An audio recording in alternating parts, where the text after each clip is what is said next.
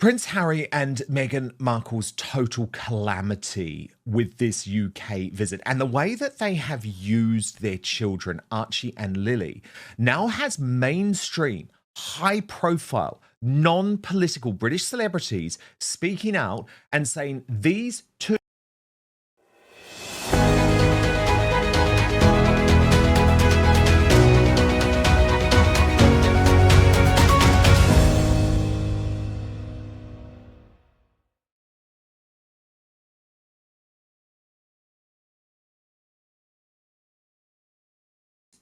children are going to go on and bitterly resent their parents. And over the weekend, I really was struck by the total contrast in terms of what type of family life Harry and Meghan have given their children, who at this stage are probably going to grow up as little weirdos. And I'm horrified about that. They're in the line of succession, but I mean, how on earth will they be able to get through this given the total horror show that their lives have become?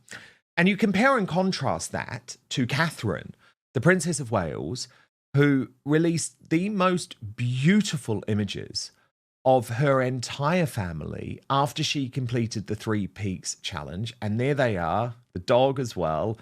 Obviously, the marriage is so strong, but the relationship with the kids is just so genuine. But equally, I love the fact that the Middletons are such an important part of this family life too. And you just think what might have been if Harry and Meghan had stayed in the United Kingdom, but had allowed the Markle family to be part of their children's lives. They wouldn't have had to grow up isolated.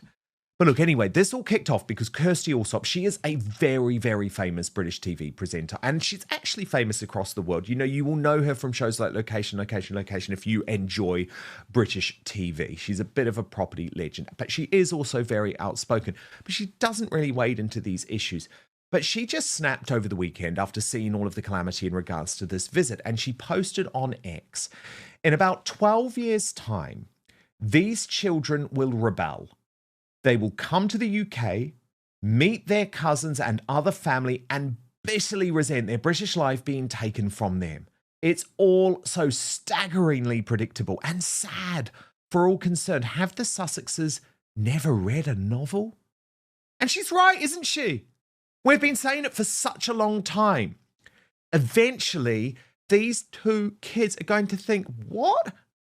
You kept us prisoner in this mansion. You kept us locked up. You took us to nothing. And we didn't get to know our grandfather, who was the King of England.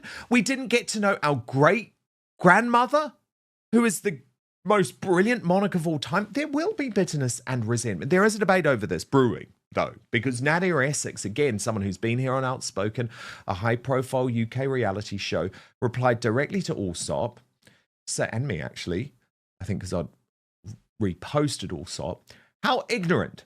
We minions have no idea what goes on with these people's lives, no idea how much they do or do not see their cousins, how close or not they are with their family. Stupid posts like this saying they're screwing up their kids by people who know nothing is reckless.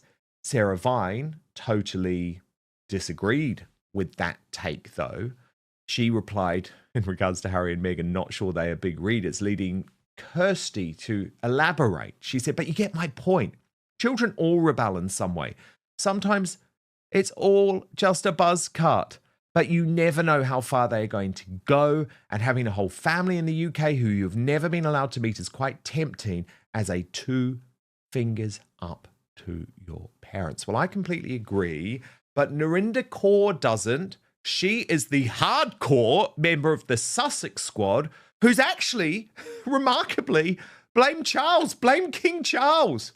Apparently the king, who's been bending over backwards against the wishes of his wife and against the wishes of his elder son, who just so happens to be the future king, Narinder thinks Charles hasn't done enough for Harry and Meghan. Look at this. Whichever way you slice the pie, the fact that a king can't accommodate his own son in a palace because of this alleged too late notice, etc., is absolutely diabolical. They've accommodated Trump so many times. Harry fought for this.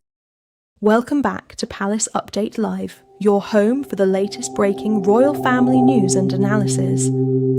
Today's headlines are generating intense debate across the UK. Television presenter Kirstie Allsopp has publicly criticised Prince Harry and Meghan Markle over their family decisions, arguing they may be missing valuable opportunities for Archie and Lily to spend in Afghanistan. It is confirmed by numerous intelligence sources, including the FBI, that he's a target of Al-Qaeda because he killed some 25 members of the Taliban. His life is at risk. His children's lives are at risk. They are 5th, 6th and 7th in line to the monarchy. He's the son of a king. He is the brother of a future king. And his security and safety cannot be guaranteed. Is bad enough.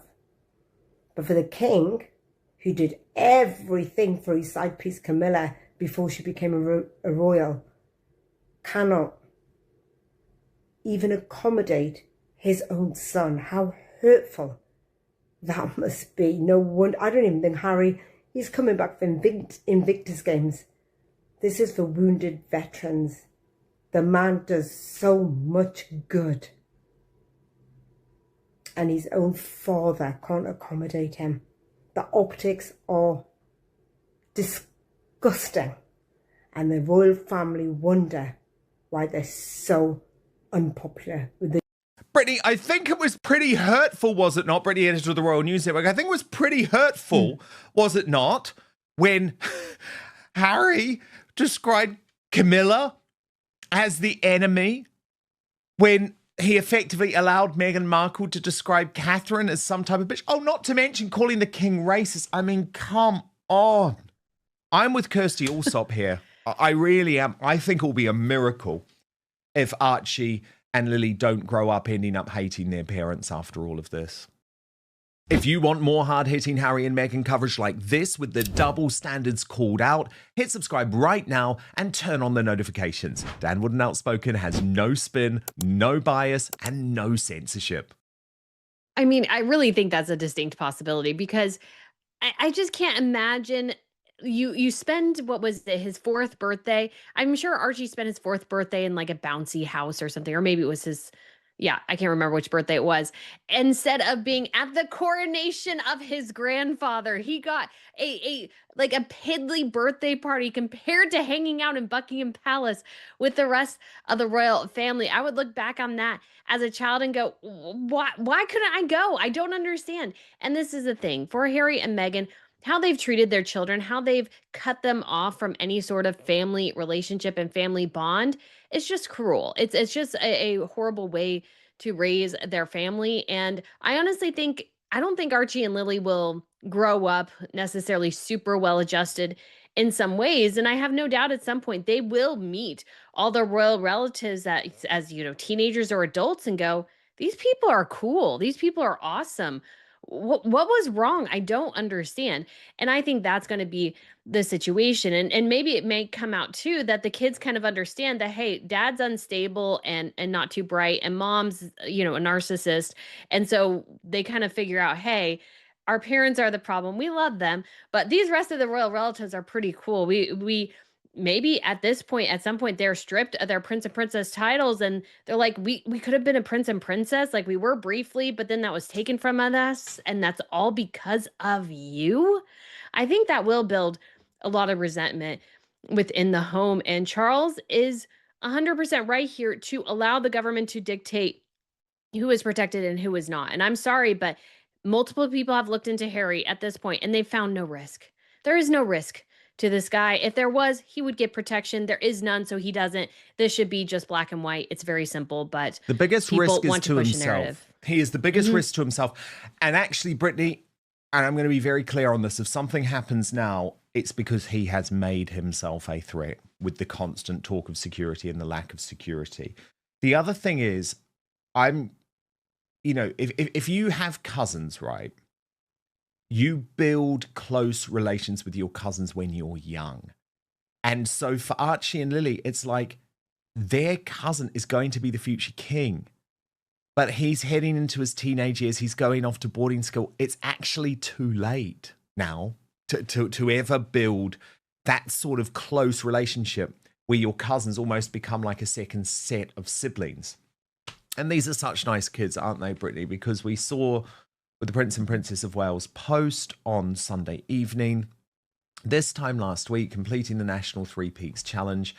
A huge thank you to everybody who has supported the Royal Marsden Cancer Charity. To find out more or donate, please visit royalmarsden.org, Princess of Wales. She's always doing the right thing. But I have to be honest, Brittany, it was actually the post from James Middleton, Catherine's brother, that really got me. I mean, I am incredibly close to my sister, right? So I just know he was there for her every step of the way, as I would have been my sister. And he posted, "I'm so incredibly proud of my darling sister. 2 years ago, I told you we'd climb this mountain together. We talked about climbing mountains while you were in hospital and about the incredible healing power that nature can have for both the body and the mind. So it was such an honor to join you for your Three Peaks Challenge for the Royal Marsden Cancer Charity. Seeing how far you've come is nothing short of inspiring. Your strength, resilience, and determination, all while being the most amazing mother, wife, daughter, and sister, inspire me and so many others every single day. Keep being exactly who you are." Honestly, Brittany, I just can't even read it. It's so beautiful. It is just such a beautiful thing from James, I thought. It really is, and shows how close the Middletons are as a family and how William has been 100% embraced by them. And I think that was part of the big attraction to Catherine is this stable family. And I think through Catherine and through her own stable family, she has helped William craft a very stable family. And I think that is hugely critical for the future of the monarchy because you can only do what has been exampled to you in many ways, or you make a really hard decision to change your family dynamics. And Harry and Meghan, I think they're going to perpetuate the instability that Charles and Diana and I think Thomas and Doria offered Harry and Meghan growing up, rather than William, who has saw his childhood very unstable one in many ways and chose an entirely different route. And thankfully as well, the Waleses kids, yes, they don't have Harry and Meghan's children to be really close with, but they do have their Middleton cousins, and I think they're exceptionally close to them. We haven't really seen them ever publicly interact, but I'm sure they spend a lot of time at the Middleton house. Like we saw a bit of that in James's book. So I think they have those cousins to rely on. And I think they will become incredibly close and probably even more public as time goes on. And it's so grateful that William has this stability to land on because right now, I think there's so much up in the air with his father's illness and his brother's, I would argue, mental problems that William, I think, loves being in the bubble with the Middletons, and they have done so much for him. And I think he loves them dearly. Of course, he loves his own family as well. But I think without the Middletons, especially with Catherine's cancer and Harry and his book and his Netflix series and everything, I think William would be in a much darker place. So I think he is exceptionally grateful to that And family. I mean, look at Catherine again, all of this chaos going on, Brittany, and she's doing her duty, isn't she? Look at these pictures. Here she is at the Evelina, London's Children's Hospital, where she is patron. She is on 2 hospital wards, meeting parents, children, and intensive care specialists, because this is what we expect her to do. And she's going ahead with this, Brittany, with no drama, no issues, no fanfare like Meghan wants, because she is going to go to a hospital. So she's going to the Chelsea hospital. So we all have to stop and we all have to change security plans. So Catherine's just going and doing it. And it matters and people care. And these are the images that really mean so much more in my view, Brittany. Look at the way that she's listening. Look at the way she cares.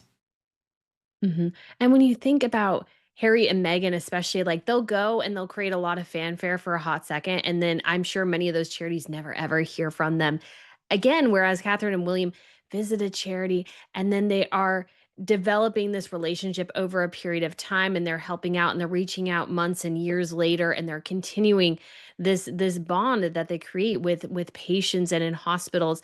And I think Catherine, of course, with her cancer experience has even more of a heart for those who are dealing with chronic illnesses and life debilitating illnesses. And so I think she can connect with them so much more. And I think she wants to connect with them, wants to learn. And through her steady approach, rather than a bunch of fanfare and bloat, a steady approach over a long term can have much more of an impact than Harry and Meghan could ever dream to. Yeah, indeed. And Brittany, I mean, it's so funny. It feels like an eternity ago that I sat down on Friday night UK time and watched Prince William with the Kelsey brothers, which was such a coup, appearing on the New Heights podcast on the day that Travis Kelce tied the knot with Taylor Swift, a wedding, of course, which William and Catherine had been invited to, but I think logistically was just far too difficult to think about all of their plans. It came at the time of Wimbledon, not to mention the security logistics of them being at Madison Square Gardens. But it was such a nice way, I think, for William and Catherine to just make a nod towards that wedding. And there were also a couple of great moments, and I don't just want them to pass us by, Brittany. I mean, it was so funny when William, not sure if the king would have loved it, but when he told the truth about the king's view of what you call soccer, Brittany, and we call football, okay? Did your dad get you into Aston Villa, or is this